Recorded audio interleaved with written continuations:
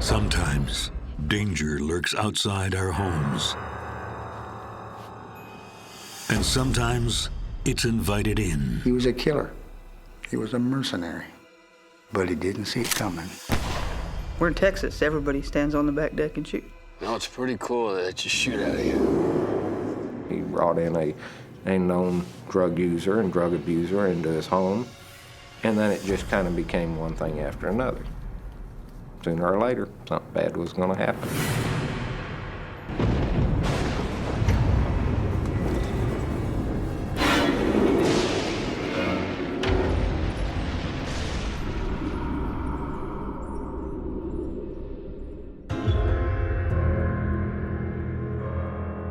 In the autumn of 2008, deep in the heart of Texas, a man lies bleeding, shot twice in the back of the head.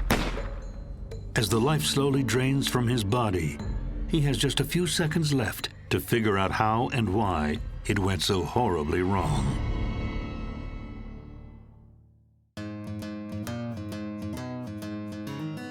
It all starts in Ingram, a rural community in Texas Hill Country, 75 miles northwest of San Antonio, when a stranger rolls into town. 51-year-old retired banker Alan Kowalski first stops to see Mike Anderson, who owns a local auto body shop. Alan's a classic car buff, and his late 60s model Chevy is acting up.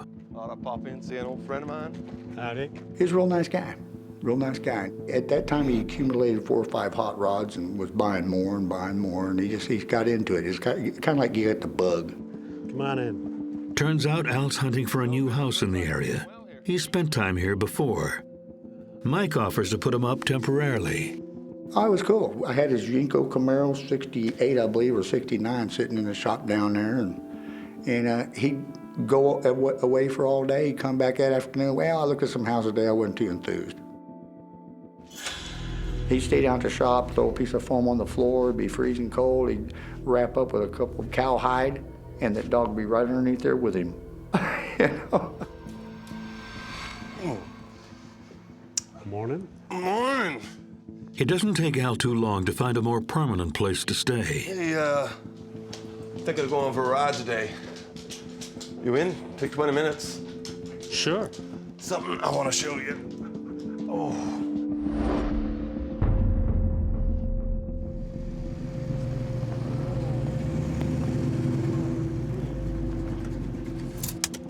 How'd you like that? That's all yarn? This is a big house. Yeah. Think someone could have some nice parties, barbecues over here? Parties. Oh, yeah. So what do you think about this place? That's cooler than hell. Well then, let's go break her in. He had the key to the house, and a brand new $150 bottle of something or other, I don't know. Why, you bought that place? Yeah, I bought it. I'm like, oh my God. So we went up there and got in the door and drank that booze and got a little tipsy and just walked around and checked the whole place out. It was beautiful. 4,000 square feet. 4,000? 2.5 acres with water access. Yeah, we're gonna have some good fun up here. 3-story maid's quarters, 4-stall garage, balconies all the way around, fireplaces everywhere. It had a cathedral ceiling about 3 stories high. It was just beautiful, beautiful. 4,000 square feet on 2.5 acres. It had a big old spiraling staircase that went up from the bottom floor to the 3rd floor, and then the ceiling went on pretty good ways after that. The kitchen had all that modern everything and big old fireplace, and I liked it because it had patios all the way around, balconies and patios for sightseeing or whatever. You know, it was just a gorgeous house. It was beautifully set up and everything. Al's new home is massive, remote, and offers incredible views of the surrounding hill country. But that's not what seals the deal for Al Kowalski, an avid hunter. I think we're gonna have some good times here. Let's have a drink. And this over here is where we're gonna go hunting. Sounds fine by me. A neighbor has offered him free access to hundreds of acres of private land. He talked to him one time, the guy gave him the key. He said, man, just go in there and do everything you want to do, go hunting, whatever you want to do. And he knew there was a lot of game out there, but that's what he liked to do. That's the game hunter in him. How'd you get them damn keys so fast then? The house was listed at more than $500,000, and Al Kowalski buys it outright with money transferred from offshore accounts. I was the type of guy who wasn't into paper trails. He'd pay cash for everything, sign the papers, and boom. He didn't come right out and say it, but he had money. He had access to a lot of money. You know what kind of game's in that? Al was kind of a ghosty fella. Didn't like talking about where he got his money or what he had or what he knew. Or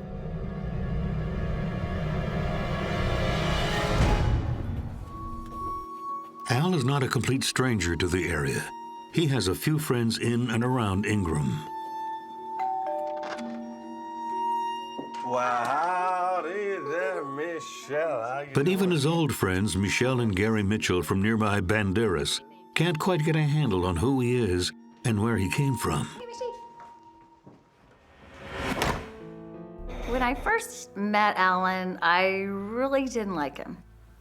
He liked drawing attention to himself. He liked being showy. And he was showy with his money, he was showy with his house, you know. But as I got to know him, you know, we did a whole lot of things together. And ultimately, he got into my good graces. You know, as I got to know him, I realized he was a real person. But yeah, initially, I really didn't like him. He seemed very mysterious, very different from, I guess, the people that I knew. Remember that dream house I've always been telling you about? Well, here we got it. He was very secretive, didn't diverge a whole lot about himself, standoffish. Just trying to converse with him. You got very short answers, didn't really elaborate a whole lot. I have no idea how he made his money. He said that he started a group called the Blackstone Group, and that's where he made his money. This thing here, have you ever seen one of these before? Well, he said that he had been an investment banker, and he was pretty much retired. I mean, I never saw him actually do any work the whole time I met him. You shot that? Yeah, I shot that. What did you shoot it with? I got a 303 shotgun. Al spends his early retirement traveling to far-flung destinations in search of big game. He was very much an exotic hunter. He had a room that was just filled with mounted animals of all types, and he was very proud of them. So he displayed them for everyone to see. ex-military, good hunter, he had a lot of guns, had a lot of mounts. He liked to work on cars. He was showy with his money. He was showy with his house. You know, everything he did top of the line. You know, he was a manly man. He wanted to, you know, to finally settle down, and he wanted to have his man cave. I think it was his dream home.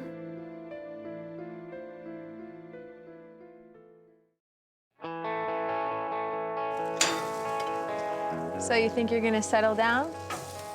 Al and his beloved dog Mishuk are soon right at home. Yeah. I think I'm gonna like settling down here. And I think my little friend Mishuk gonna like settling down here as well. His dog was treated pretty much as if she was a person. He would grill her a steak, and he would make sure that she ate with him. Yeah, good dog, Mishuk. When he traveled with his animals, with Mishuk.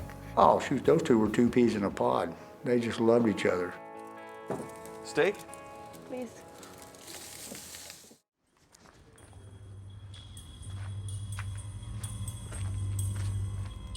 One month after the move, Al makes fast friends with Charlie Tidwell and his wife Lisa.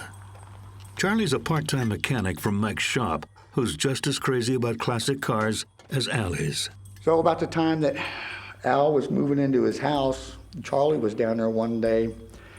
He used to stop in about every other day, and he was down there one day and he was looking at Al's Yinko Camaro down there, and man, that's a beautiful car and all that nice, but the carburetor's all set up wrong. And Al just happened to show up. So, how's it looking? It's not looking too bad, but I don't like the way the carburetor's set up. I thought it was sounding a bit off. Al, so you met Charlie, my best mechanic. Hey, Charlie. Nice to meet you. My pleasure, indeed. Gonna be the doctor on my car? Yeah, we'll have it. They started talking, so I introduced them to each other, and Charlie was a pretty good mechanic. Tell you what, I got some other cars back at my place that might need some attended to. For sure.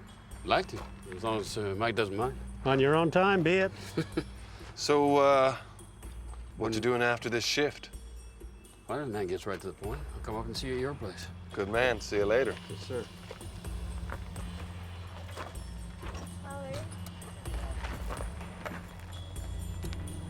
Charlie knew how to drive a car pretty good. You know, he was no hot rodder. He used to work on a lot of hot rod racetrack cars, stuff like that. Tom driving. That was a nice ride. Speaking of cars, come check this out, my friend. What you got there? Have a look at that. Hey, 2000 Mustang. Nice looking car. Yeah, that's part of what you're gonna be working on. And then Charlie saw all the rest of his cars. Next thing you know, Charlie's moving in with him. Forward to that. Hey, come on in. Let's go have a beer. All right, never turn down a beer.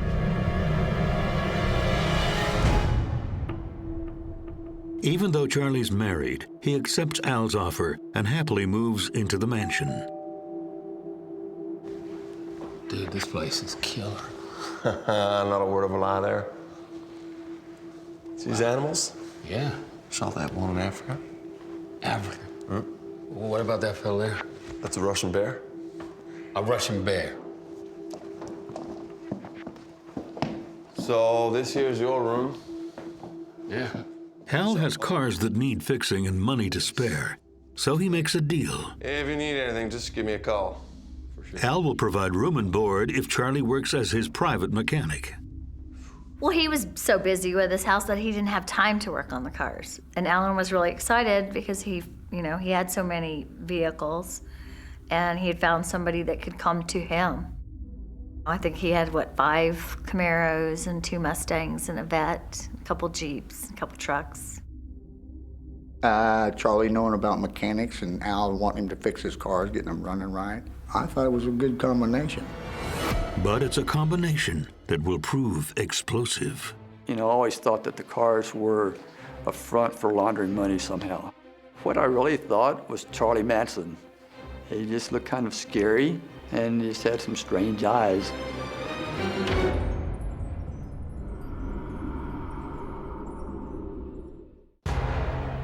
Al Kowalski has found his dream home, but it's too big for one person. He needs a full-time mechanic to tend to his classic car collection, and Charlie Tidwell needs a place to stay. It's an ideal arrangement. And the two men don't just work together, they play together. Let's go have us some fun. They just become buddies. You know, it was a camaraderie thing.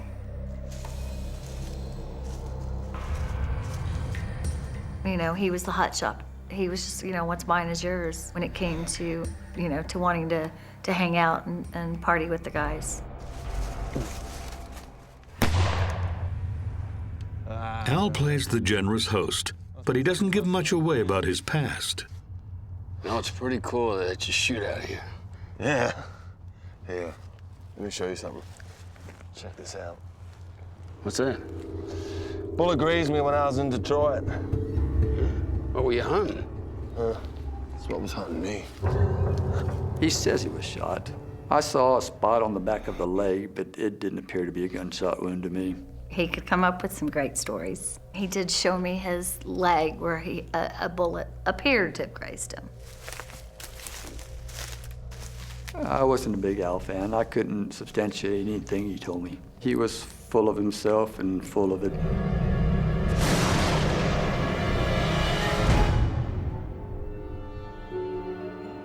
But it's not all cars and hunting. Charlie has work to do. Charlie Tidwell, I met him once, and I just heard stories of him. He was on hard times. Scraggly, had the shadow, kind of stringy hair. almost kind of like a homeless looking man. He didn't make you feel comfortable. What I really thought was Charlie Manson. He just looked peculiar. He just looked kind of scary, and he just had some strange eyes. They're also unimpressed by Charlie's wife, Lisa, who's spending less time in the home she used to share with Charlie and more time at Al's. I did warn him, you know, I'm your friend, and I appreciate everything that you do for me, but these people you don't know. I guess because he so wanted to fit in and wanted to be liked, that, you know, that he did open himself up to it. Come on in, let's go have a beer. To somebody, you know, to come in and take him for granted. Now I introduce you to Charlie and Lisa. You saw them on the way up. Yeah?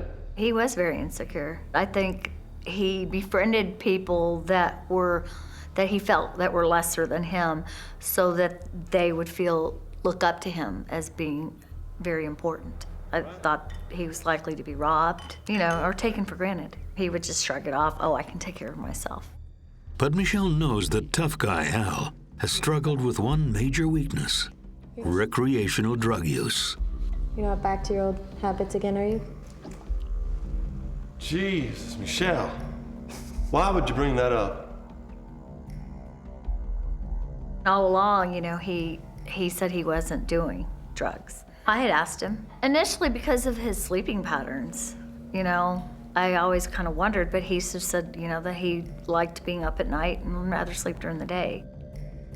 Michelle has been concerned about Al ever since he broke up with his long-term girlfriend, Pam. Pam definitely made Al happy. He loved being around her. She was bubbly. She was fun to be around. You know, anything he asked, she would do for him. Maybe he thought that there was still a chance that they could have something. Because even after, when he was in his new home, he had her pictures sitting around. But Al never seems to lack for female company. You know, he'd come showing up with a model one time, and next time I just got back from Fort Worth, I met this stewardess, you know, and I'm like, what in the world? And next week he got another girl. Like, what? He was a charmer for the girls, and the girls just loved all of his BS, I guess. Even though Al is clean and relatively sober, Al's new roommate has a habit he can't seem to shake. And thanks to his addiction to crystal meth, Charlie's in a bit of legal trouble. Well, Charlie was on probation. So when you're on probation, you know, you've got a big list of things you're not supposed to do. You know, you're not supposed to use alcohol, not supposed to use any drugs, not hang around with people or, you know, disreputable character, this type of stuff. Charlie's original charge was meth possession. While on probation, he dropped out of rehab and tested positive for meth use. Oh! How are you, my friend? Good to see you, Alton. Shirley. There's someone I'd like you to meet. Hello, Charlie. So Al makes a call to his trusted attorney, Bob Galvan. Bob here is going to be your new attorney. He's going to keep you out of jail so you can keep working on my cars. Now, Al tells me here we got a few things to fix. You want to tell me what we all got to fix? Well, Al knows I got a little history that needs taken care of. Uh-huh. Well, y'all know I can fix a lot of history. I'm glad to hear that. Yeah. Charlie Tidwell seemed like a, you know, very nice, soft-spoken, nice guy. And our arrangement was that, you know, I was going to help Charlie out. Al was going to pay the fee. In Charlie's instance, we had an instance where they wanted to search his trailer, things like that, and they felt like they might have some drug in his trailer or something, you know, along those lines. So, you know, I'm dealing with instances like that. And that's what I was doing. Pretty much, you could say, running interference for the guy. Keep him out of prison now. For Al, Charlie's mechanical genius makes up for his personal peccadillos.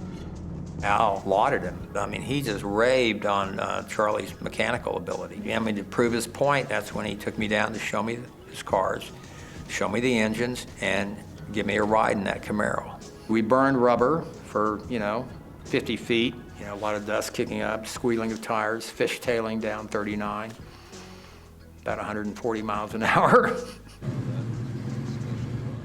Hadn't had a ride like that since I rode in a friend's GTO in the 60s. Well, Charlie, you sure know how to put a motor together. You know I'm having a few motor problems myself. Is that right? The SUV? Yeah, the SUV. Maybe we can put that in the deal altogether. Sounds all right with me. How about you, Charlie? Well, for sure.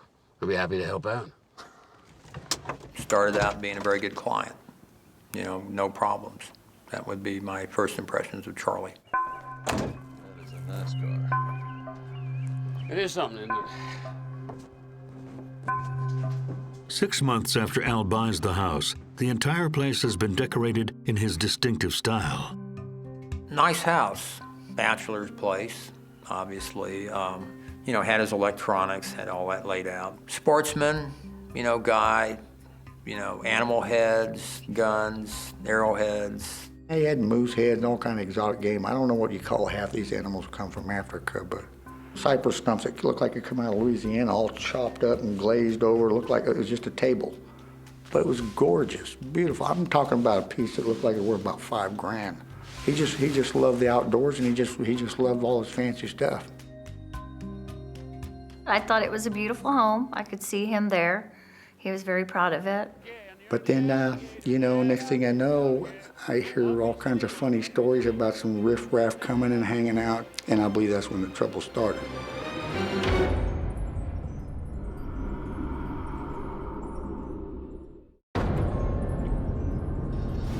Just as millionaire Al Kowalski is settling into his dream home, something sinister begins to brew.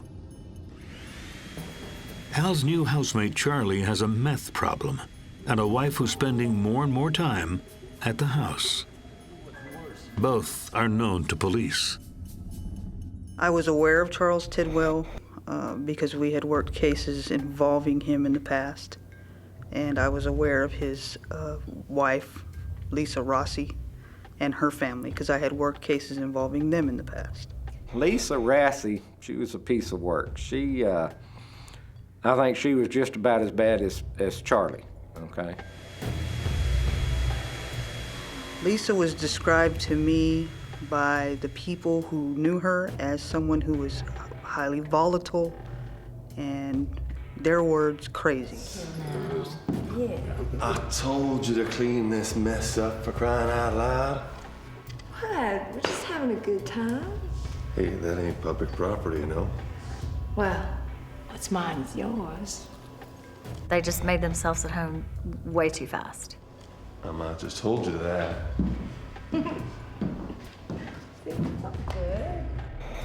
And I, you know, obviously he had quite a bit more money than they did. He would get monthly checks that were, you know, 5 figures. Normally, you know, a guy like Al, you know, where he was in life, probably would not be hanging around with Charlie Tidwell and his group. I felt like he was lonely for, you know, friendships with people, you know, more like himself, you know, more situated, you know, socioeconomically like himself. Al does search for a more suitable date. Howdy. My name's Al Kowalski. So, I'm intelligent, I'm masculine, I'm sensitive, I'm non-traditional by choice.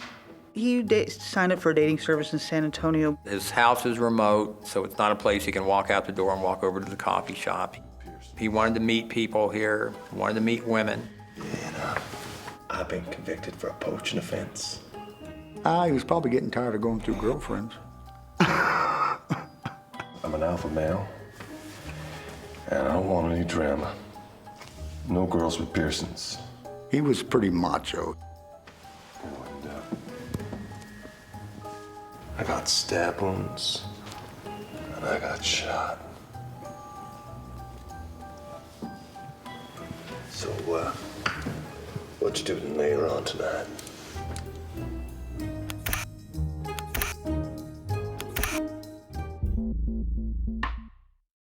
But friends suspect that Al's new house guests offer more than car maintenance and polite conversation. I walked in and I saw Charlie's wife. I mean, you know, she walked around like she owned the place. I mean, that was like maybe a month and a half after they had met. was much more chummier with Al in such a short period of time. She was a hellraiser. She was a hellraiser, you bet. As far as I know from what I hear, you know, their sleeping arrangements were kind of mixed up between Charlie and Al and her.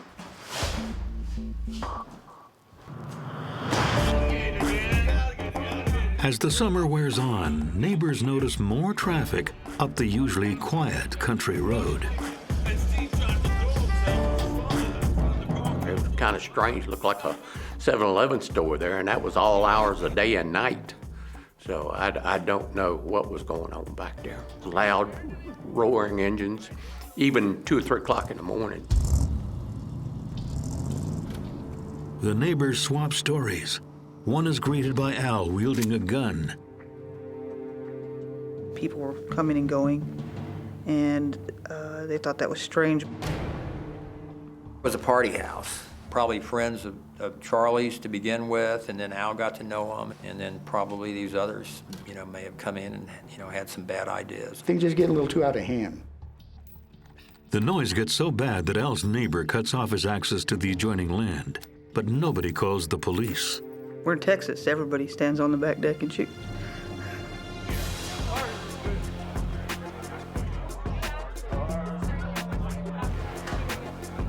The chaos at his own personal retirement home seems to be taking a toll on Al's mental state. He took medications for depression. He visited a psychiatrist at the Veterans Hospital. I don't know if he was bipolar or had some schizophrenic tendencies or stuff. I know he's on medication. I could tell he was kind of edgy that way. Al starts relying on prescription pills just to get by. In fact, Al's taking 5 different types of prescription medication to deal with depression and bipolar disorder. But some of his friends fear Al might be self-medicating in a different way.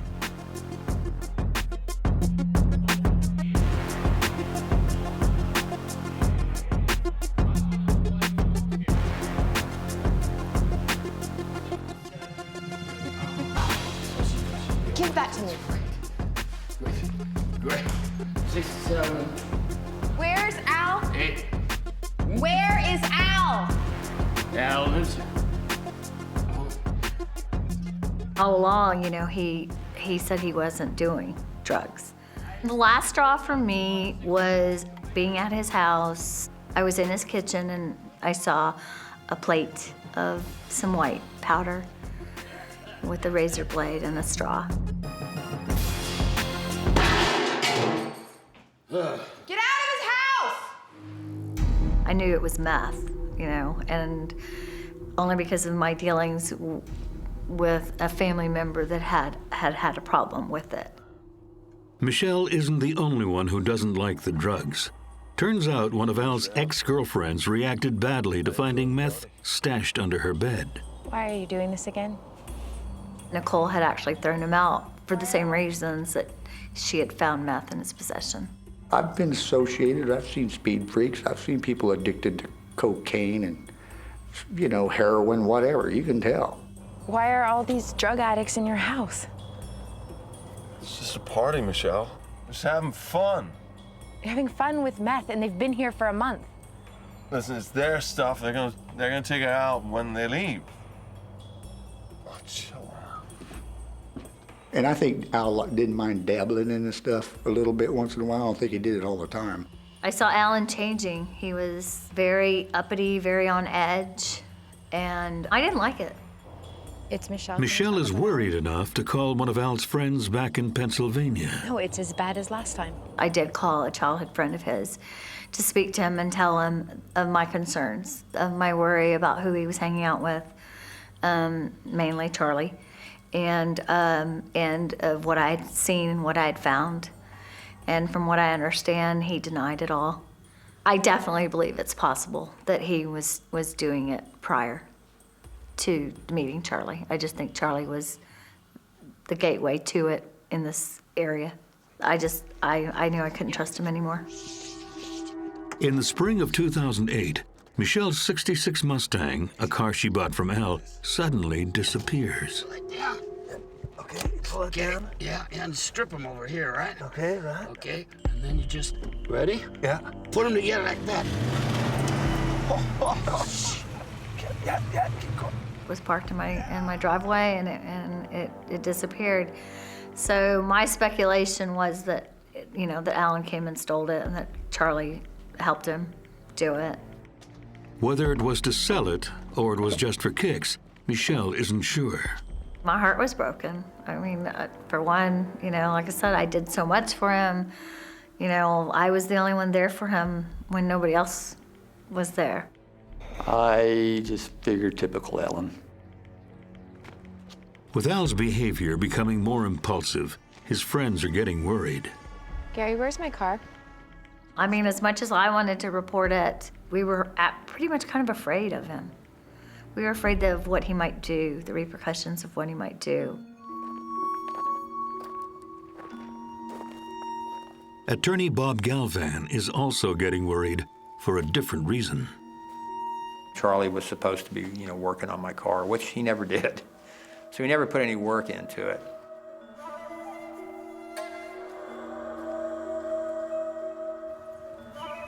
Bob could only do so much to keep his client out of trouble. Charlie is not playing ball. At the beginning, he was always answering my phone calls. He would show up when I asked him to show up. Not anymore. I think maybe we had a court date, and he didn't show up. Hey, we got to talk about something. Come on. Charlie violates the terms of his parole again, and now has a warrant out for his arrest. Something happened. Somebody's seen him at a bar. Somebody's seen him somewhere with drugs. I got a report back, and Charlie's urine is dirty. Again. Now just stay cool, stay cool. We're gonna get this settled. I'll put my reputation on the line. I'm gonna have to throw him out of here now. You're representing someone, got a meth problem. I figured he'd been off, doing meth, and he just went crazy. As the Kowalski house teeters on the edge of chaos, drugs, hard liquor, and a rack full of guns will tip it over into tragedy. He was a killer. He was a mercenary. It never occurred to me that there had been foul play.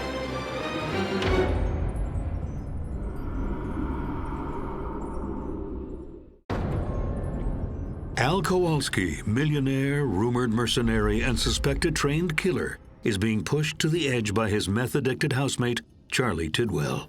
And Charlie is about to take his addiction to a new level. Soon, Al's neighbors catch a whiff of a strange chemical in the wind. I'm an ex-police officer myself. I know that acetone is used in the production of methamphetamine, so I did catch the smell, and I was pretty sure that's what that was. It wasn't Al. Al didn't need the money. But Charlie and his buddies, once they get started messing around with that stuff, hey, we're gonna cook this stuff up and sell it and make some money.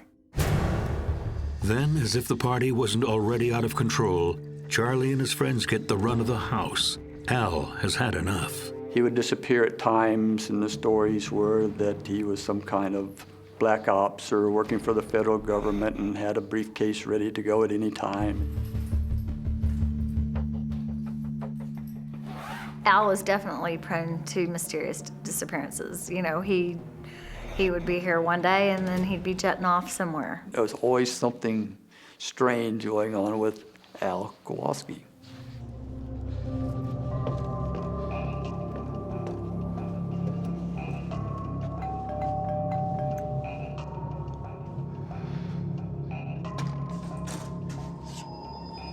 Hey, Mike. You seen Al? He ain't been around for a while. Well, no. I mean, he's in Africa. He went to South Africa. He went to a safari in South Africa. Oh. Yeah. Okay. Well, good night. Yeah, see you later. Yeah.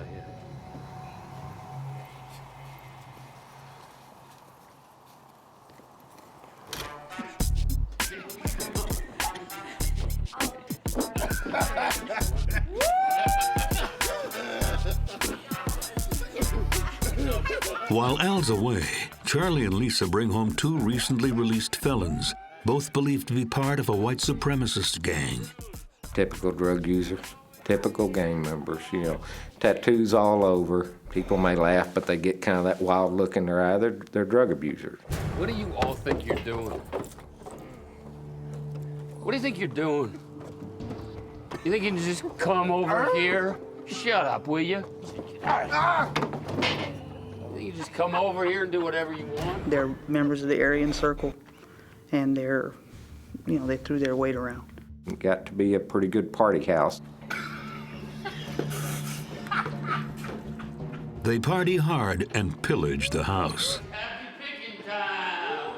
The owner's not around, we can take this and go sell it. They started giving his furniture, you need a washer and dryer? Okay, there you go. Here, you need some furniture? There you go. It looked like they had just ascended on that house and were preying on it. It kind of took on a life of its own. You know, people just started taking stuff and stealing stuff. So they used his own trucks to transport his couches, beds, furniture, guns, and any other property they could get out of that house. And 1, 2. That's a kind of a den of thieves, you might say, and that's where it goes from. 3 and done. I just thought, you know, the poop's gonna hit the fan when Al gets back. My vehicle was the only one left after all these other cars were sold off. And I guess I should be glad for that, but I'm sure the reason is because it didn't run.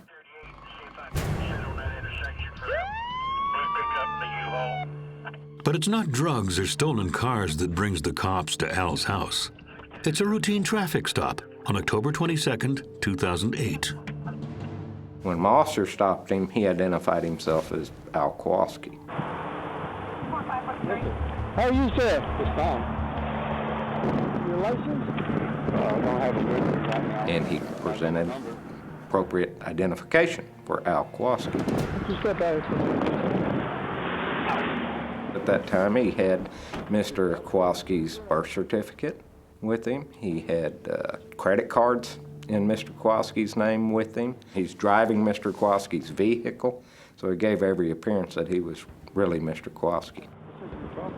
Well, I'm looking for somebody, and I think you're the guy I may be looking for. What's your name? It's Charlie Tidwell, and he does not fool the police officer for very long. Mr. Tidwell had taken Mr. Kowalski's military ID and cut out the picture on the military ID and put his own photograph in there and then relaminated it. It was really bad. The military ID looked like, it looked just like what it is. Someone took a knife, an X-Acto knife, and cut his picture out and then stuck Charlie's picture in there. The cop also recognizes Charlie's Chevrolet tattoo. Charlie Tidwell had been in and out of our facility several times. You know, he's a fugitive because he hadn't had an outstanding warrant. No, sir. Yeah, and I'm placing you under arrest. Well, let me get my stuff. So at that point, he was arrested for failure to ID and for the outstanding warrant.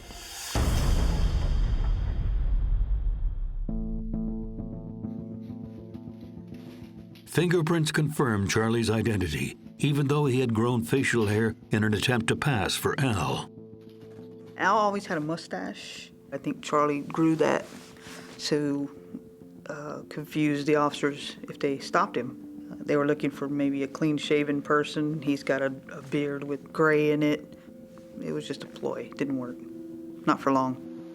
You initially told me that Al went to Africa. That's what I was. He was going to South Africa. That's what he told me. But then you dropped him off. Up to this point, Al's friends and even his attorney have assumed that his disappearance is nothing to worry about. They couldn't be more wrong. Okay, this is Al. Leave your name and number. I'll call you back. I started calling Al and couldn't get hold of Al. And I called him for 2 weeks, and I just presumed that Al was, you know, out of the country. It never occurred to me that there had been foul play. But it does occur to the cops interrogating Charlie. You were worried about him. Well, I'm worried about him too now. Y'all got me freaked out. Now we're trying to locate the true owner of the identification and the credit cards being Alan Kowalski. Has anybody heard from Al Kowalski? Has anybody seen him? You know, has anybody had any kind of contacts with him? Has his cell phone, you know, got phone calls or anything? Charlie sticks to his story. Al is in Africa. I didn't do nothing with Al. I haven't hurt him. I wouldn't hurt that man. Promise you that, man. Nobody had seen or heard from Al Kowalski in quite a while.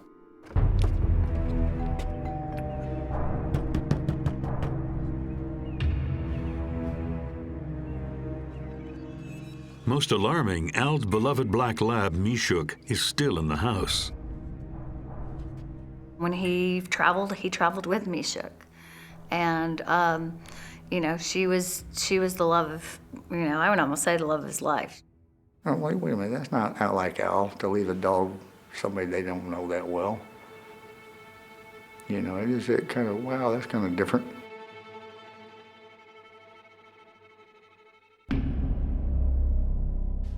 It's been 8 weeks since anyone's heard from Al.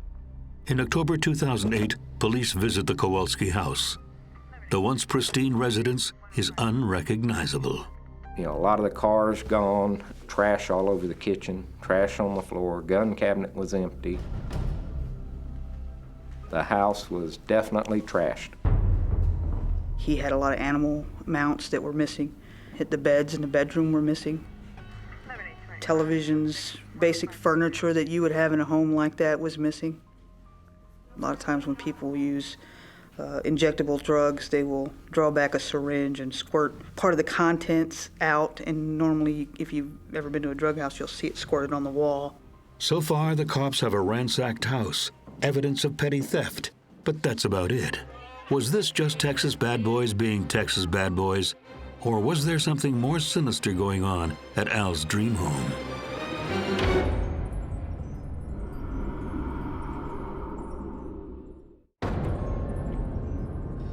Mysterious millionaire Al Kowalski is missing, and his meth-addicted mechanic Charlie Tidwell is in custody after he pulls out Al's ID during a routine traffic stop.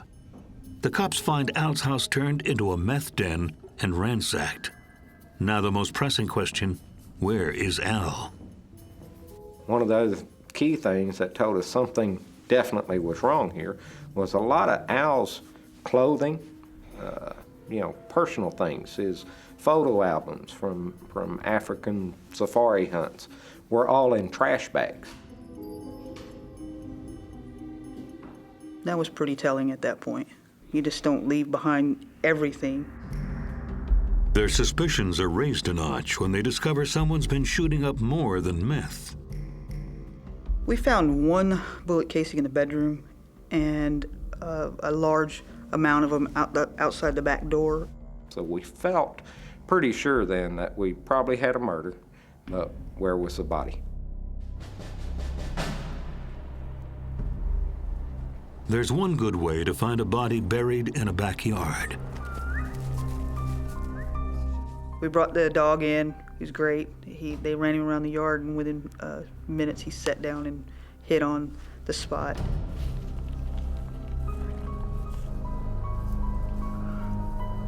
We did pull up some of that flagstone, and then we discovered Mr. Kowalski's body buried within a foot of the surface.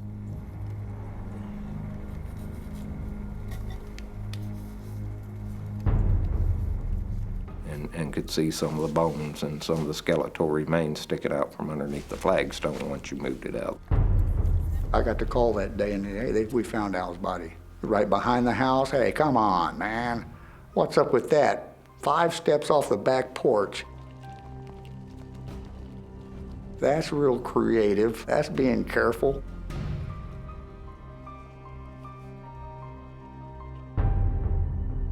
With the discovery of Al's remains, Charlie's charged with murder. Once we discovered the body, I returned to the jail. I brought Charles back to an interview room, explained the situation to him, told him, you know, we got you, basically. You need to tell us what happened. And we know a whole lot, okay? What I want you to do right now is to really tell us the truth about what happened. Charlie, listen to me. Charlie actually told our sheriff that these 2 men had killed Mr. Kowalski, Jeremiah McGregor and Wayne Christensen. We were able to determine that didn't happen because they were in prison. They were actually locked up when the murder took place. After several interviews over the span of more than a week, Charlie admits to killing Al himself, but says it was out of self-defense. He said they had gotten into an argument, that Alan wanted him to become involved in some money laundering, and he didn't want to be involved in that. So they got into an argument. He hit me, knocked me off the stool. And that's enough. You're gonna do what I tell you. Produced a weapon. They struggled over it. He took it away. You got his gun. You'll keep it. I think so. But the rest took the gun. I got it away from him. I turned to go out the door with it, and I was like that. And as he was running out a door, fired some shots and hit him. And I confronted him, that's not likely. This is not the Matrix. You don't sling bullets behind your head and hit someone. At that point, he confessed to me that he shot him. The police now know that Charlie shot Al. While they consider Charlie's version of events, they want to know about how he and Al went from best friends to mortal enemies. Everybody's got a theory. My suspicion is a drug deal gone bad. He probably got tired of it. Yeah, the more and more riffraff starts showing up, and it's like self-implosion, just, Charlie. Bad deal going worse. What the hell's going on here? I can't say he was ever doing meth. He kept company with a lot of people that were. Just making last batch. Gotta make some money. Go and burn the house down. Get me arrested. That's it, Charlie. You're out of here. And I think he allowed some of these people into his home, and then there was an argument that ensued one night. Charles had a prior arrest for aggravated assault with a deadly weapon. He had shot at another man in the past who he believed was having an affair with Lisa. It was never substantiated that Alan and Lisa were having an affair, but it certainly is a plausible explanation for the death. I think that maybe Al was about ready to kick him out. And I think, Charlie saw that was going to happen and unfortunately thought that he wasn't going to leave. No, Charlie, put the gun down. I told you. And found a way to stay. Things got out of hand, and that's when Mr. Tidwell, Charlie, ended up shooting Mr. Kowalski twice in the back of the head.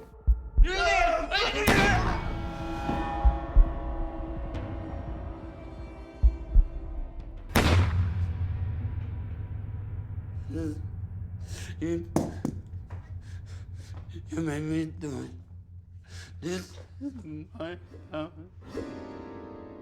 To the police, it appears Charlie and his alleged accomplices made a failed attempt to dissolve the body using store-bought chemicals. We found where they purchased some Red X, which is normally a septic tank treatment deal, which kind of like lye. They had poured the Red X, they had poured bleach, they had done all kinds of things to the body to get it to decompose quicker so that the odor and the rest of it wouldn't be obvious to anybody walking around it.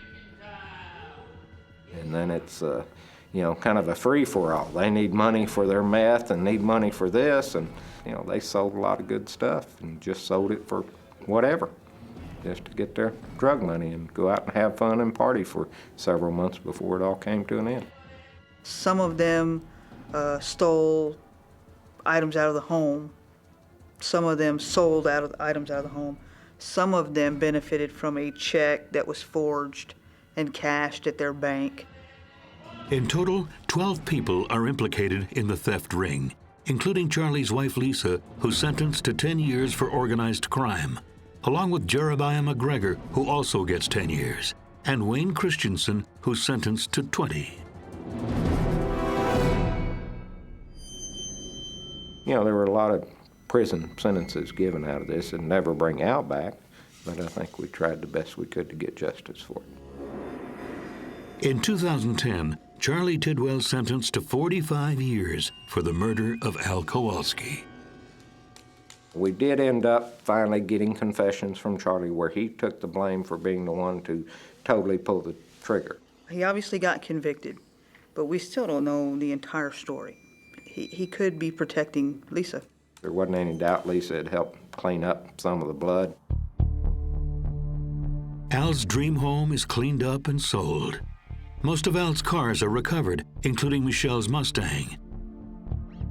Al's dog is found alive and well. She's on a beautiful ranch, has a lot of room to run, and I'm sure she's very happy. While Al will be dearly missed. It was really sad, to tell you the truth.